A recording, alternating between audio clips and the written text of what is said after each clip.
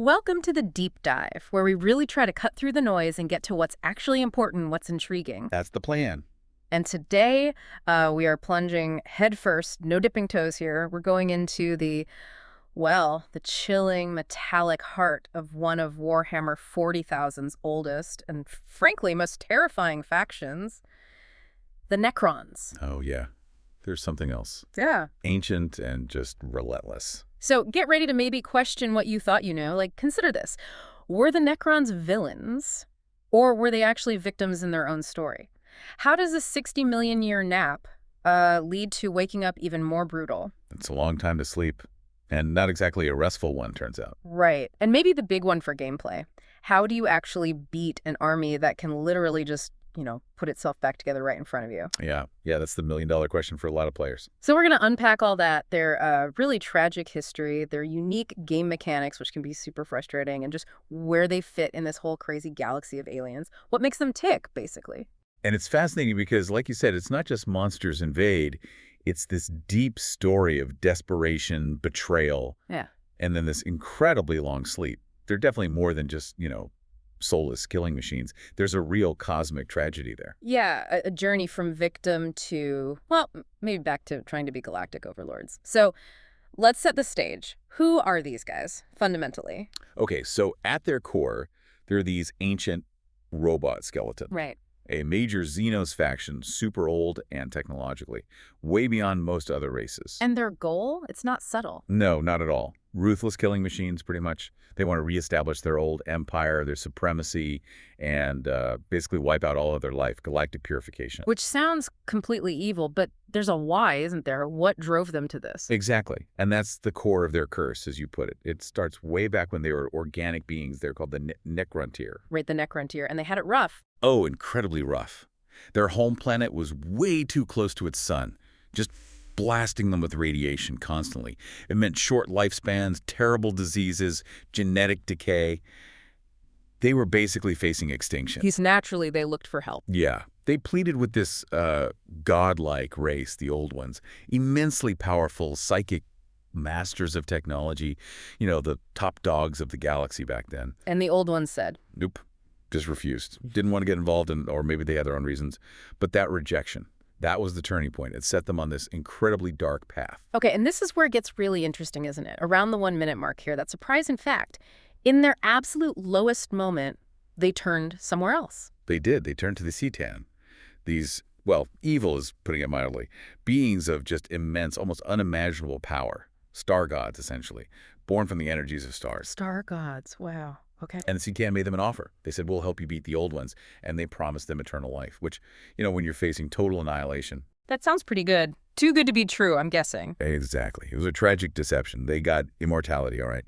Through this process called biotransference, their minds, their consciousnesses were put into these android bodies made of self-repairing living metal. Living metal, like the T-1000. Kind of, yeah. That's a common comparison. It lets them repair damage, regenerate. But the cost, they were tricked. Their souls were consumed in the process. They became soulless machines. So immortal, but empty. Pretty much. Yeah. Only the highest ranks, the overlords and pharaohs, their leaders, kept their full consciousness, their personalities. Yeah. The rest, they became little more than automatons driven by programming, following orders. Imagine waking up like that. Your essence just gone. That's horrifying. An existential nightmare on a galactic scale. They lost everything that made them them. Right. All for the promise of victory and survival. It's the tragedy right at the heart of the Necrons. Okay, so they've got these new terrifying bodies. They team up with the Cetan, or rather, pieces of them, these shards. Yeah, the Cetan were sort of shattered later, but initially they fought alongside them, and together they waged war on the old ones. And they won. They got their revenge. The old ones were wiped out. But then comes the twist. The ultimate betrayal. Right, this is kind of that compelling scenario moment. Oh, absolutely. Sure. Once the old ones were gone, and the Cetan probably felt pretty secure, the Necrons turned on them, shattered them into countless pieces, these Cetan shards. Wait, they shattered the star gods. They did, And then they bound these shards, still incredibly powerful, into weapons, living weapons of war, basically forced to serve the Necrons. Can you even imagine taking these cosmic beings and turning them into battlefield tools? That's audacious doesn't even cover it. Utterly ruthless. It really is. And this leads to the Silent King, Sarek. He was the supreme ruler who led them through all this. But after seeing what the biotransference cost his people, after turning on the Cetan, the stories say he was just consumed by shame. Ashamed of the price they paid. Exactly. So, maybe seeking redemption, maybe just wanting to escape the horror of it all, he gave one final command, the Great Sleep. He ordered the entire Necron race into stasis tombs across the galaxy. Yeah. For 60 million years. 60 million years? What was he hoping for? He hoped they'd wake up to a peaceful, empty galaxy, cleansed, ready for them to, I don't know, maybe find a way back or at least rule uncontested. Yeah, about that. Talk about a rude awakening. Right. They wake up 60 million years later, and instead of peace and quiet, they find Warhammer 40,000, endless war, the Imperium, Orks, Eldar, Tyranids. Exactly. The galaxy is louder and more violent than ever. So their plan kind of backfired. And ever since they started waking up, they were trying to rebuild, reactivate their tomb worlds, and basically pick up where they left off, reclaiming the galaxy by any means necessary. Their patience is just mind-boggling. Okay, let's switch gears a bit. How does all this history, this tragedy, play out on the tabletop? Because playing against Necrons, it can be something else. Oh yeah. Their history directly informs their rules. Generally, they're seen as slow, but incredibly resilient. Like this inevitable grinding metal tide. That resilience, it's the defining thing, isn't it? The self-repair. Absolutely. Reanimation protocols. It's iconic. They can regenerate damage, even from heavy weapons. And if you do manage to take a Necron warrior down... They might just get back up. Exactly. Yeah. Pieces can reassemble right there. Or they might teleport back to what's called a Tesseract Vault, like a mobile repair bay, and come back later at full strength. It is so frustrating for opponents. You pour fire into a unit, wipe them out, and then half of them just stand back up next turn. Soul-crushing is a good word for it. But they're not just tough, right? They hit hard, too. Definitely. They have some incredible armor-piercing weapons. Their basic gun, the gas flare. The lore says it strips targets apart molecule by molecule. Yikes. Okay. And their vehicles often have quantum shielding, which flickers them in and out of reality slightly, making them harder to hit reliably. Plus, you have those Cetan shards we mentioned. Yeah. On the tabletop, they're incredibly powerful units wielding reality-bending powers. Kind of like psychic powers, but not from the warp. Right, they don't use the warp. Do they have any defense against psychers then? They do, which is interesting. They actually hate psychers and the warp. Some units, like their Canoptech spiders, can carry a gloom prism, which is basically an anti-psyker device. It can shut down enemy psychic powers. So they don't use psychic powers, but they can deny yours. Clever. So with all that strength, the toughness, the firepower, the anti-psyker tech, what are their weaknesses? They can't be unstoppable. No, they definitely have weaknesses. Their slow speed is a big one.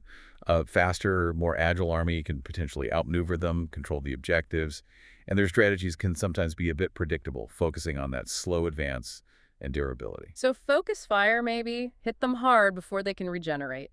Yeah, focused anti-tank fire can hurt them, especially targeting key units. And while they can deny psychic powers, a concentrated psychic assault, if it gets through, can still be effective against certain units. They aren't immune. Okay, so there are ways, but players adapt, right? Here's maybe that actionable takeaway around the 10-minute mark. How do Necron players overcome these issues? Absolutely. Smart players mitigate that slowness. They use faster units like Canoptech Wraiths that phase through terrain, or they lean into their flyers. Things like the Doomsday Arc, which is a powerful tank, or spamming Doom Scythes, these fast, hard-hitting aircraft. Doom Scythe spam, I've heard of that. Yeah, it's a classic strategy. It shows how you can use specific units and tactics to completely bypass an army's core weakness, like low mobility, and turn it into a strength by projecting power across the board. Necron units are often expensive in points, though. Meaning each loss hurts more. Exactly. You have fewer models on the table compared to some armies, so you need to be careful with them.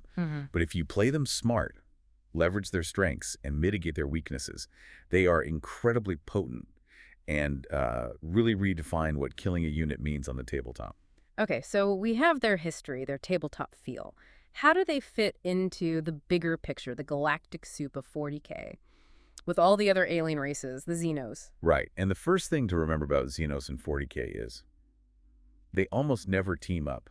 It's pretty much every faction for itself, usually against everyone else. It's a brutal galaxy. So the Necrons aren't just fighting humans. They're fighting everyone. Pretty much. They see all younger races as infestations on their rightful territory. So let's look at a few key players. First, the Tyranids, the Great Devourer. The galaxy-eating bugs from beyond? Yep. Extragalactic swarm operating under a single hive mind. They create that psychic dampening field, the shadow and the warp. They're arguably the biggest single threat to all life, and the Necrons have fought them directly. It's like this unstoppable tide hitting an immovable ancient wall. Then you have the Aeldari, the Eldar. Space elves. Ancient, sophisticated, but their civilization's past decadence accidentally created a chaos god, Slanesh, which shattered their empire. And crucially, their ancestors were the old ones. The ones the Necrons fought that huge war against. Exactly, the war in heaven. So there's incredibly ancient history and bad blood there. The Aeldari remember, or at least their history remembers, what the Necrons did. And the Orks, big green, love a fight. Yeah. The Orks, brutish, surprisingly effective tech that works because they believe it works. Their WH energy. They've actually besieged Necron tomb worlds when they wake up. For them, it's not a crisis. It's just a new, shiny enemy to fight. Exactly. A good scrap, which is terrifying in its own way. Okay, but here's that historical detail you mentioned earlier, the one that really changes things around the 4-minute mark, the Orks and Necrons. There's more to it. Oh, much more. See, the Orks' ancestors, the Quarks, they were engineered, created by the Old Ones, specifically to be super soldiers to fight the Necrons and the C'tan during the War in Heaven. What? So the Old Ones basically made the Orks to fight the Necrons. Well, the Quark, yeah. The modern Orks are a devolved, cruder version, but that ancient purpose is baked into their very being. So when Orks fight Necrons today, it's not just random violence, it's an echo of this millions of years old conflict. A cosmic grudge match programmed into their DNA. Wow. Okay, that adds a whole new layer. That's wild. What about some of the others? Leagues of Votan. Space dwarfs. Yeah. Proud, technologically advanced, focused on mining, trade, but fiercely territorial. They'll fight anyone encroaching on their stuff. Then you have the gene stealer cults. The Tyranid infiltrators. Right, softening up planets from within before the main hive fleets arrive. Very insidious. Now tell us, they seem different. They are. Much younger race, rapidly expanding, known for incredible ranged firepower, advanced battle suits, and this unique philosophy of the greater good. They actually tried diplomacy sometimes, which is rare in 40K. They try to absorb other races into their empire. How does that go over with the Necrons? About as well as you'd expect. The Necrons aren't interested in the greater good. They're interested in reclaiming their galaxy. And there are tons of minor Xenos, too, right? Oh, yeah, countless species. Some, like the Larer or the Megarachnids, got wiped out by the Imperium during the Great Crusade ages ago. Others, like the Kroot or Vespid, are auxiliaries fighting alongside the Taus. Then you have really weird ones like the Zotes, the Frud, who manipulate time, the Jokaro, who are like genius orangutan engineers created by the Old Ones. It's a vast, dangerous place. It really is. And you mentioned even the Imperium uses some Necron tech. Yeah, that shows you how advanced it is. Stuff recovered from tomb worlds. The famous example is the C'tan phase sword used by Imperial assassins. It can phase through armor. That's derived directly from Necron technology. Even the fiercely xenophobic Imperium can't resist that kind of power when they find it. Okay, so taking all of this in the history, the betrayal, the power, the way they interact with everyone else, it brings us to that big question, the one we wanted to put out there around the 7-minute mark. We want you, the listener, to think about this. What really stands out to you about the Necrons? Are they just plain evil, pure villains, or is it more complicated? Are they the ultimate tragic survivors just ruthlessly trying to take back what they see as theirs in a galaxy that's completely forgotten them, and maybe even why they are the way they are? It's a tough one, isn't it?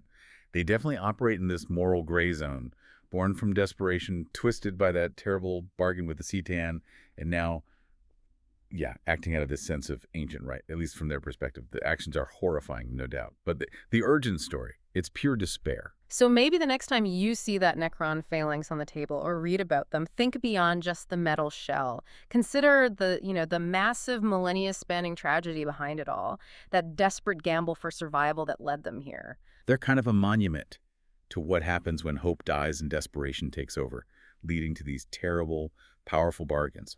Well, we hope this deep dive into the Necrons has given you some unparalleled insight, maybe a new perspective on these really implacable ancient foes. Yeah, it's a story that definitely challenges easy answers about good and evil. especially in the grim darkness of the 41st millennium. So if you enjoyed unpacking all this lore, if something clicked for you, or if you just think the idea of shattering a star god is cool. Which it kind of is. Yeah. Share this deep dive with your fellow Warhammer fans. Subscribe to the deep dive so you don't miss our next exploration. And hey, leave us a review. Let us know what else you'd like us to dive into. Please do. Join the deep dive community. We try to cut through the noise and get to the really interesting stuff. Until next time.